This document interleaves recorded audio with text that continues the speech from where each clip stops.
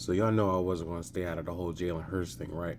So in case you're unfamiliar with what's going on, there was an article released by Tim McManus and Jeremy Fowler from ESPN talking about the current situation of Jalen Hurts and all the things that have been going on behind the scenes that have leaked out to the public.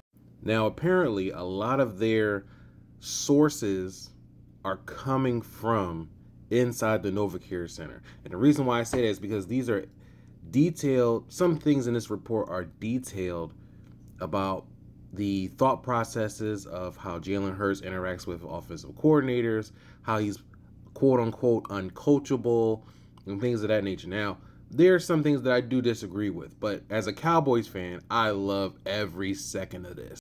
Because for the longest, Eagles fans have taken their shots at Cowboys fans for the Cowboys being in the limelight too much. The scrutiny that Dak Prescott has gotten over the years, Eagles fans loved every second of it. Every time Dak Prescott was in the news for something that they felt was, oh, it's his fault. It's always Dak's fault. Dak's being hated on. Eagles fans loved it. Now, the tables have turned and it's Jalen Hurts' turn, and they don't like it. And I can go down the rabbit hole about what this article has been talking about in terms of Jalen Hurts and things like that. But one thing that sticks out to me that's been mentioned by multiple people that's been covering this situation is the fact that Jalen Hurts hasn't been paid yet. Remember, the guaranteed money in his contract runs out, I believe, after this year. So 2027, he would need a new contract so they can get more guaranteed money. And we know Howie Roseman doesn't normally wait till the last minute to pay his star players.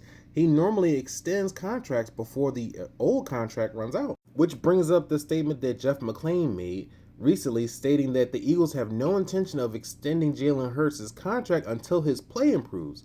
Remember, we saw what happened to the passing game for the Eagles last season. It was horrendous. So the question now is, what happens to Jalen Hurts if the Eagles' passing game doesn't improve in 2026?